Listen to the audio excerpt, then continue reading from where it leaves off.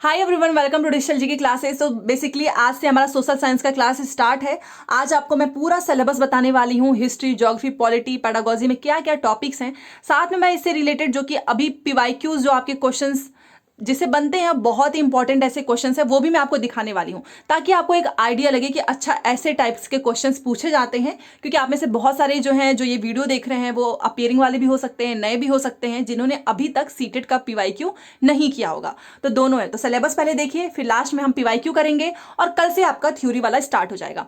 देखिए, किसी भी एग्जाम को क्रैक करने के लिए सबसे इंपॉर्टेंट होता है कि आपको सिलेबस पता होना चाहिए कि आखिर में 60 नंबर में से ये 40 + 20 डिवाइड कैसे है। और 40 नंबर का वेटेज काफी ज्यादा है, तो इस 40 में कौन कौन से कंटेंट पूछे जाते हैं। अगर आप कहीं से भी जो है बैच लेकर पढ़ते हैं, बहुत सारे यूट्यूब पे भी आपको पढ़ा देंगे, कभी कोई ये टॉपिक पढ़ा दिया, ये पढ़ा दिया, कोई कंप्लीट नहीं करेगा।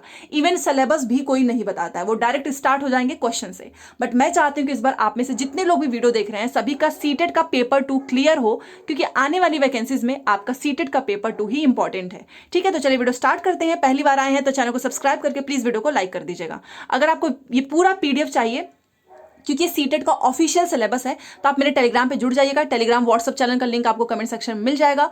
मैंने वहां पे ऑलरेडी पहले भी भेजा हुआ है, बट अगर आप कहेंगे तो मैं दोबारा से भेज दूंगी। ठीक है, तो चलिए स्टार्ट करते हैं। देखिए, सोशल साइंस में आपका 60 नंबर का क्वेश्चन आता है। 60 में से मैं ये बोल रही हूँ कि अगर आपने बहुत अच्छे से पढ़ाई की ना, तो याद रखिए 55 नंबर तो आपके आ जाएंगे। 5 क्वेश्चन का रेशियो लेके चलते हैं, कई बार वहां पे आते हुए भी हमसे क्वेश्चंस गलत हो जाते हैं। तो अगर इस हिसाब से पढ़ाई करोगे तो 55 नंबर आ जाएगा। इस 60 में से 40 नंबर का आपका कंटेंट आएगा, यहां पर आप देख सकते हो, जिसमें आपका पहला हिस्ट्री है। ठीक है, तो देखिए हिस्ट्री में आपका व्हेन, वेयर एंड हाउ है, द अर्लीस्ट सोसाइटीज है, the first farmers and herders है, द फर्स्ट सिटीज है, अर्ली स्टेट्स हैं, न्यू आइडियाज हैं, द फर्स्ट एम्पायर है, कॉन्टेक्ट विद डिस्टेंट लैंड्स है, पॉलिटिकल डेवलपमेंट्स है। तो ये आपको हिस्ट्री में पढ़ना है।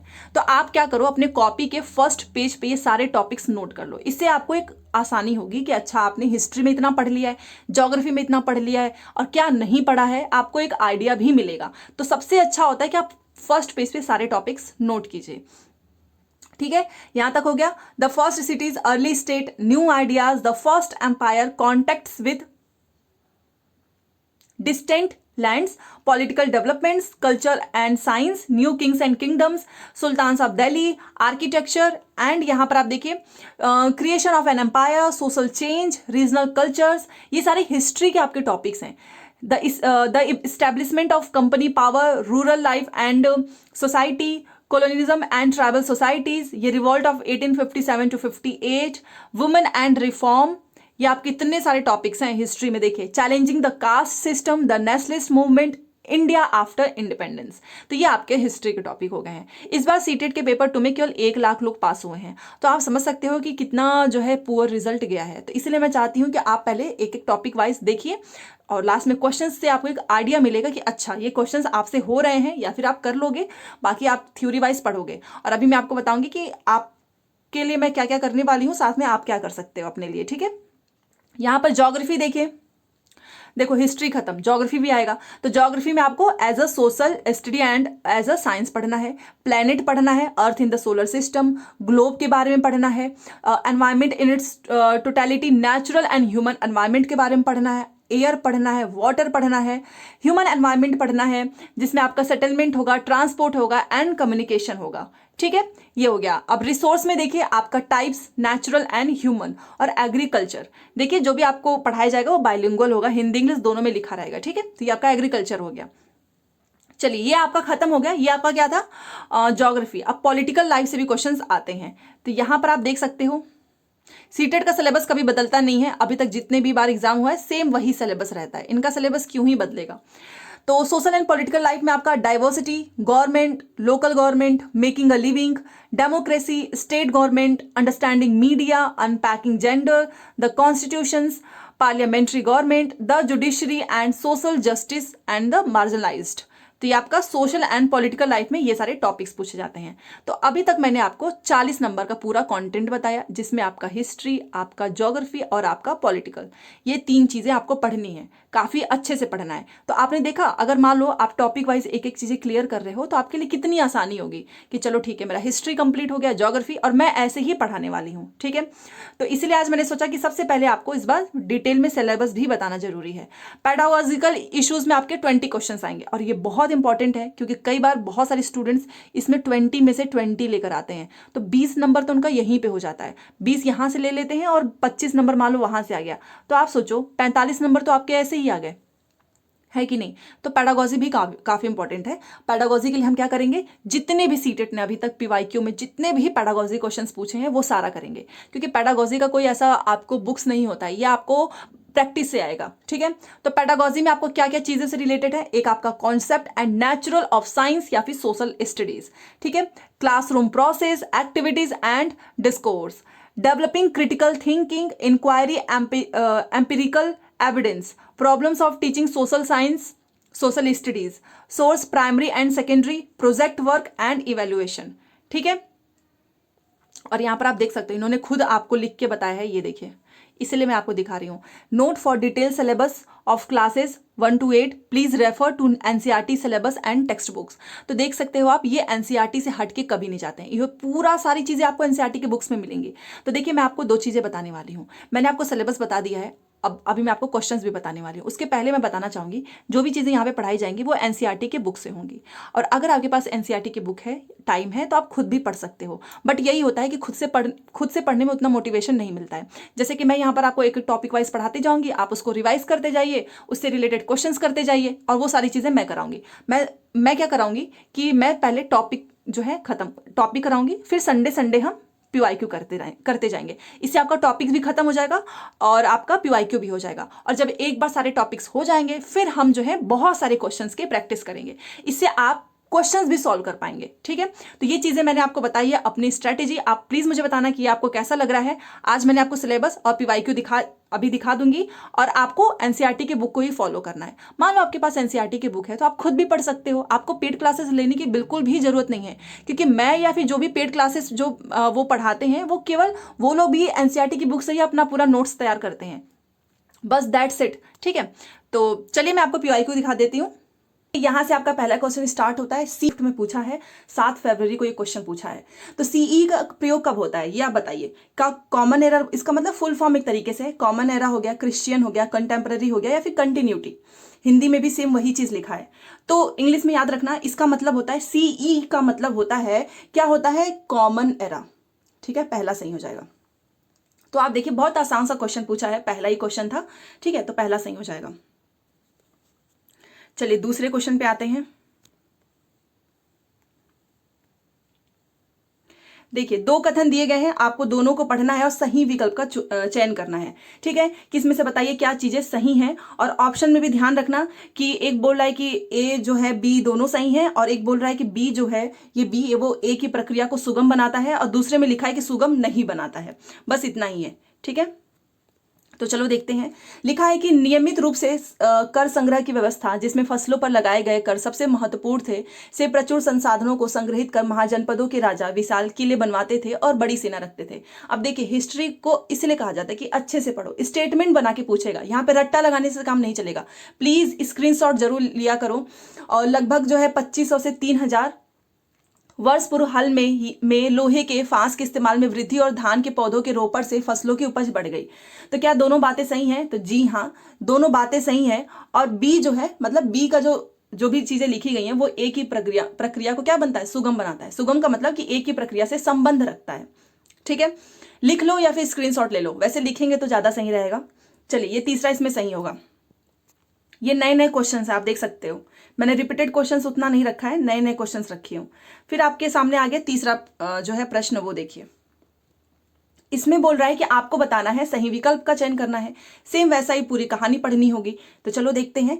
लिखा है कि मिन्ह सिराज, आपको पता है मिन्ह सिराज जो है रजिया सुल्तान के समय के इतिहासकार का मानना था कि रानी का शासन समाज व्यवस्था के आदर्शों के विरुद्ध था। जी हाँ, देखिए स्टोरी तो आपने पढ़ा ही होगा कि उस समय सारे जितने भी राजा हुए या जिसने शासन किया वो सब क्या, वो कौन थे, पुरुष वर्ग से थे, मतलब राजा थे। बट यहाँ पर पहली ऐसी हुई रजिया सुल्तान जो कि महिला थी, और ये जो है इन्होंने शासन किया जिसके खिलाफ जो है ना समाज में काफी विरुद्ध हुआ था कि एक लड़की कैसे शासन कर सकती है, कैसे राजा हो सकती है। ये बात एकदम सही है। दूसरा है कि रजिया ने अपने अभिलेखों में अपना नाम पुरुषों जैसा लिखवा कर अपने पुरुष होने का भ्रम पैदा किया था। एक बात याद रखो, ये जो लाइन लिखी है ना दूसरी, ये एकदम एग्जैक्ट ऐसा ही उठा के पूछा था एक बार कि ये स्टेटमेंट सही है कि गलत है। याद रखना, जी हाँ रजिया हुई थी, बहुत बड़ी शासन हुई थी, बहुत बड़ी शासक हुई थी, और इनका ही शासन चला था जिसके लोग जो है खिलाफ थे। बट इन्होंने कभी ऐसा नहीं लिखा है अपने अभिलेख में कि मैं पुरुष हूं। उन्होंने कभी पुरुष होने का भ्रम पैदा ही नहीं किया है। ये बात एकदम गलत है। ठीक है, केवल पहला सही है, इसमें दूसरा गलत है। ठीक है, और ये क्वेश्चन आपके यूपी टेट में भी पूछा हुआ है। देखिए सी टेट के बाद से हम यूपी टेट जो है स्टार्ट करेंगे, क्योंकि यूपी टेट भी होने वाला है। तो आप चैनल से जुड़े रहो, यहाँ से फ्री में आपकी पढ़ाई होगी। कभी कोई पेड क्लासेस मैंने आज तक नहीं लिया है, ना ही कभी लेना है मुझे। ठीक है, देखिए ए और बी को पढ़ो तथा सही विकल्प का चुनाव करो। अब 4 क्वेश्चन है कि वाजिद अली शाह के संरक्षण में कथक एक प्रमुख कला रूप में उभरा। क्या ये बात सही है? तो जी हाँ, जो वाजिद अली शाह हैं इनके संरक्षण में कथक जो है एक प्रमुख कला, कथक की बात हो रही है। कथक जानते ही ना, ये कला के रूप में उभरा था किसके समय पे? वाजिद अली शाह के। तो ये क्वेश्चन घुमा के पूछेगा कि कथक किसके समय पे ज्यादा प्रचलित था, तो वाजिद अली शाह। बात एकदम सही है। कथक को 19वीं तथा 20वीं शताब्दियों में अधिकांश ब्रिटिश प्रशासकों ने पसंद किया। जी नहीं, पसंद नहीं किया। तो केवल ए सही है तथा बी गलत है। ठीक है, चलिए क्वेश्चन नंबर 5।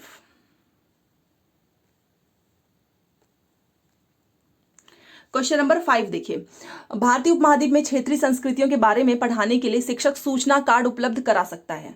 किस पे करा सकता है? आईने अकबरी, त्वारिख, एटलस, या फिर चौपाइयों और शब्दों पर। अब टीचर की बात हो रही है ना, तो टीचर क्या करेगा? चौपाइयों और शब्दों पर उपलब्ध कराएगा। ठीक है, पहला सही होगा। इंग्लिश वाला भी दिखा देती हूं, देख लीजिए। पढ़ाना है आपको बच्चों को, तो आप क्या करेंगे? चौपाई और शब्दों का यूज करेंगे। In order to teach about regional culture in the Indian subcontinent a teacher could provide information cards on, किस पे? चौपाइज एंड शब्दों पे। आईने अकबरी, त्वारिख, इस पे नहीं। तो ये याद रखना, काफी अच्छा क्वेश्चन पूछा था, पहला सही होगा। चलिए क्वेश्चन नंबर 6। अपना समय आपको बचाना है, क्योंकि यहाँ पे स्टेटमेंट वाले क्वेश्चंस बहुत आएंगे, आप देख ही सकते हो। ये अभी ऑनलाइन पेपर के ही सारे क्वेश्चंस हैं। कथन 1 और कथन 2, सही विकल्प का चयन करना है। 13वीं सदी के बाद की अवधि में लिखित सामग्री की संख्या और विविधता आश्चर्यजनक रूप से बढ़ गई। क्या यह बात सही है? जी हाँ। उसके बाद से क्या हुआ कि 14वीं सदी के दौरान कागज क्रमशः सत्ता और आसानी से उपलब्ध होने लगा। क्या यह बात सही है? जी हाँ, दोनों की दोनों बातें सही हैं और व्याख्या भी सही है, इसमें कोई डाउट नहीं है। ओके, चलिए क्वेश्चन नंबर 7 देखिए, सही विकल्प का चयन करना है, इस पे हमेशा ध्यान देना है। औपनिवेशिक भारत में नील की खेती की मुख्य विशेषताएं क्या थी? ठीक है, क्या विशेषताएं थी या बताइए। तो जिसने पढ़ा होगा नील की खेती के बारे में वो आराम से बता देंगे। एक तो निज था और दूसरा था रैयती। ठीक है, और खेती से रिलेटेड ही था रैयतवाड़ी, इससे भी आप अंदाजा लगा सकते थे। तो राइट आंसर हो जाएगा ऑप्शन नंबर 2। ठीक है, फैक्ट वाली क्वेश्चन है। जैसे कि यहां पर देख लो, What were the main system of indigo cultivation in colonial India? एक था निज और दूसरा था रैयत। Okay, option number 2 will be right. Question number 8 और आप देख सकते हैं, 1857 के विद्रोह के बाद अंग्रेजों ने निम्न में से कौन सा बदलाव किया? पहला लिखा है कि परिषद के साथ भारत मंत्री नियुक्त किया गया, जिसे ब्रिटिश इंडिया काउंसिल कहा जाता था। जी नहीं। भारतीय और यूरोपीय सिपाहियों का अनुपात बराबर कर दिया गया था। ये भी नहीं। बदलाव की बात पूछ रहा है ना, लोगों के धार्मिक सामाजिक रीति रिवाजों को नहीं, बिल्कुल नहीं बदला गया था। भूस्वामियों, थोड़ा सा ऊपर करती हूँ, भूस्वामियों और जमींदारों की रक्षा करने हेतु उनकी जमीन पर उन्हें अधिकार दिए गए। जी हाँ, जब ये विद्रोह हुआ था तो अंग्रेजों ने कौन सा बदलाव किया था? So option number 4 will be right. Okay, चलिए हिस्ट्री का क्वेश्चन है। निम्न से किसने पूना में विधवा गृह की स्थापना की थी? बहुत इंपॉर्टेंट क्वेश्चन है। पूना की बात हो रही है, किसने किया था? सारे नाम लगेंगे कि अरे ये तो बड़ा सही है। ताराबाई शिंदे, स्त्री पुरुष तुलना आप जानते ही हैं। ज्योतिराव फुले, सत्यशोधक समाज की स्थापना किया था इन्होंने। तो विधवा गृह की स्थापना किसने की थी पुणे में? तो वो किया था पंडिता रमाबाई ने। Option number 4 will be right. ठीक है, याद रख लीजिए। अब फिर से मैच ऑफ द फॉलोइंग 10। और ये देखिए क्वेश्चन को इसने स्टेटमेंट वाले क्वेश्चन को कैसे घुमा के पूछा है, आप देख सकते हैं 10वां नंबर के क्वेश्चन में। चलिए सबसे पहले देख लीजिए, यहां पर आंदोलन है और यहां पर उनके नेताओं के नाम है। सत्यनामी है, सत्यशोधक समाज है, मंदिर प्रवेश है, स्वाभिमान आंदोलन। अगर 1-2 आएगा निकल जाएगा आंसर। सत्यशोधक समाज ज्योतिराव फुले, तो बी का तीसरा होगा। जहां जहां पे बी का तीसरा नहीं है ऑप्शंस को काट दो, आंसर निकल जाएगा। खत्म, बी का तीसरा नहीं है, इसमें भी बी का तीसरा नहीं, इसमें भी नहीं है। आपने देखा मैंने सिर्फ एक ऑप्शन से एलिमिनेट किया है आपके सामने, तीसरा सही हो जाएगा। अब चलो मिलान कर लेते हैं। अब देखो सत्यनामी आंदोलन याद कर लो, ये है हमारा घासीदास। ठीक है, सत्यशोधक समाज हो ही गया। मंदिर प्रवेश आंदोलन मंदिर से भी याद रख सकते थे, क्योंकि भीमराव अंबेडकर ने इसके खिलाफ आंदोलन चलाया था कि सभी को मंदिर में प्रवेश कराओ।